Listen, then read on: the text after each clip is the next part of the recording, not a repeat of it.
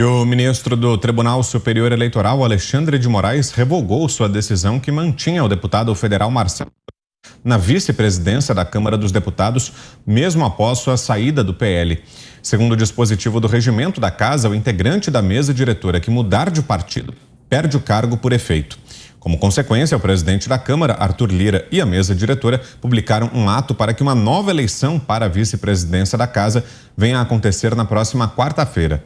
O entendimento de Moraes é de que se trata de uma questão interna da Câmara e que ele não pode mais decidir sobre isso. Em sua defesa, Marcelo Ramos disse se tratar do momento mais triste da história do parlamento brasileiro. Ana. É verdade, Marcelo Ramos. Estamos vivendo aí um dos momentos mais tristes do parlamento brasileiro, e não é porque o senhor vai deixar a vice-presidência da Câmara, não, né? Aliás, não custa a gente lembrar que Marcelo Ramos, ele é o office boy do Omar Aziz, né? Aquele que colocou a CPI da Covid, a CPI do circo, como a única pauta no Brasil, na época, como se nós não tivéssemos grandes problemas para serem resolvidos. E ali no conluio, Omar Aziz, Renan Calheiros, vimos que outros, né, Randolfo Rodrigues, vimos que eles colocaram a CPI no palco exatamente como um dispositivo político e não um dispositivo de investigação, um dispositivo importante, né, nas nossas instituições para investigações. E Marcelo Ramos, ele nada mais é do que o office boy ali do Omar Aziz, e nós sabemos muito bem quem é Omar Aziz e toda essa turma aí que precisa sair do nosso cenário político. E aqui a gente tem que ter, né, paciência, nós vamos ter que caminhar aí, pavimentar um caminho longo, não vai ser apenas nessa eleição, né? Muita coisa pode acontecer nessa eleição, nomes importantes estarão nas cédulas do Senado nessa eleição, que a gente já pode começar, né, a limar, por exemplo, Simone Tebet, se eu não me engano, até o Omar Aziz estará também nas cédulas, vou dar uma conferida aqui, mas vai levar tempo. São mais alguns ciclos aí para a gente começar a limar, a tirar essas pessoas do nosso Congresso, porque senão não adianta. Se nós não limparmos o Congresso, a Câmara, o Senado, olha o que Rodrigo Pacheco tem causado. As inconstitucionalidades todas aí sendo vistas como absolutamente nada de grave, por parte do ministro Alexandre de Moraes, por exemplo, que o senhor Rodrigo Pacheco não enxerga gravidade nessas inconstitucionalidades. E a nossa única arma para que isso seja freado, que é exatamente o Senado, ela não é ativada, ela não é usada.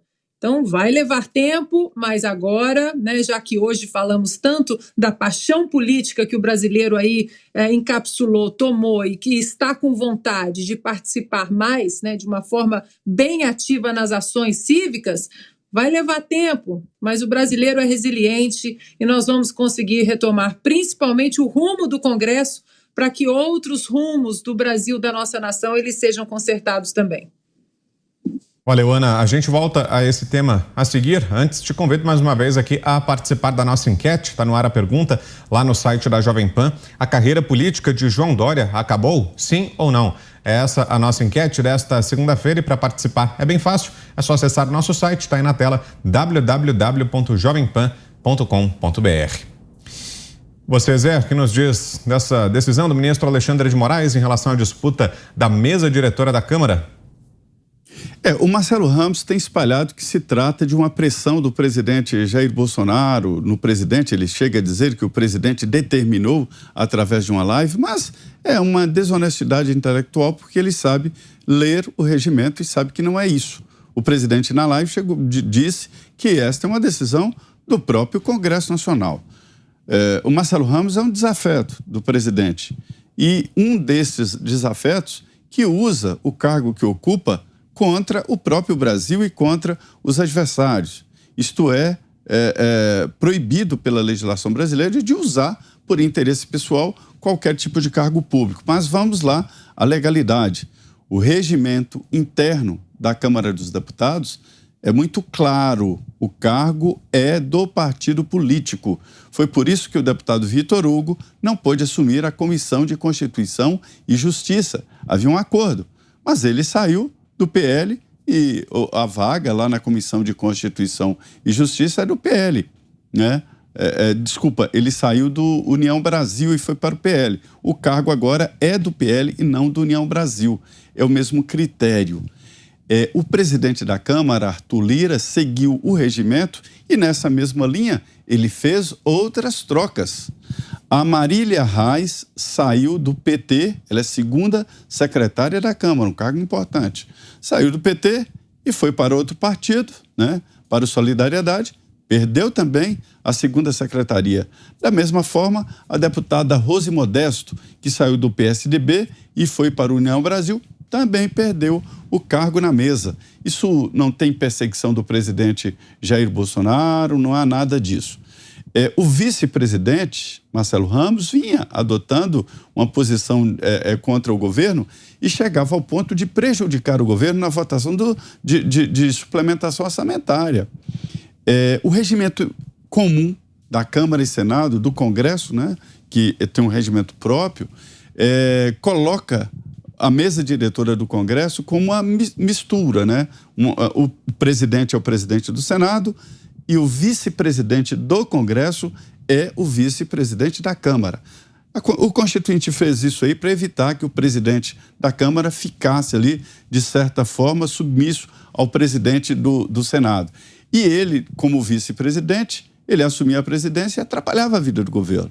Mas não foi por isso. Mostrei aí que o Marcelo Ramos, Marília Reis e Rose Modesto mudaram. A novidade que eu trago aqui é a seguinte: o presidente do Senado, senador Rodrigo Pacheco, mudou de partido político. Ele era do DEM e foi para o Podemos. Também deve perder o cargo, mas lá no Senado não é tão claro, e sim para as comissões permanentes. Você, Fiuza, 2 minutos. Marcelo Ramos e Alexandre de Moraes têm em comum o fato de que vivem do antibolsonarismo. São dois personagens que têm exatamente o mesmo modus vivendi. Eles vivem do antibolsonarismo em tudo o que fazem, né? Eu não sei se esse recuo parcial aí é um recuo tático, porque, de fato, o ministro Alexandre de Moraes tem muitas frentes para cuidar, né, na sua diligência antibolsonarista. São personagens que vão descobrir melhor quem são quando passar o Bolsonaro aí como um elemento central na política. Isso vai passar e eles vão descobrir quem são quando isso passar ou antes. Antes do comentário do Mota, você quer fazer um complemento? É isso, Ana? Chamou? Sim, só para checar que realmente Omar Aziz estará nas cédulas esse ano, em outubro. Quem sabe como não começamos a faxina aí, já eliminando, tirando, né, essa pessoa do nosso cenário político. Agora você, Mota, para a gente fechar, 2 minutos. Parabéns ao ministro que revogou uma decisão que nunca deveria ter sido tomada, né? Assuntos internos do Congresso são do Congresso. Assim funciona uma república. Tem 3 poderes: executivo, legislativo e judiciário, que têm, em teoria, a mesma força. Assim deve ser na prática. Quando um poder interfere em assuntos internos do outro poder, a república fica ameaçada. Alguns políticos não conseguem nas urnas a força que eles queriam e aí ficam recorrendo ao judiciário, pedindo que o judiciário interfira a favor deles. Quando isso acontece, ocorre o que se chama de ativismo judicial. É extremamente prejudicial ao nosso país. Ainda bem que, nesse caso, o bom senso prevaleceu e ganhou a República.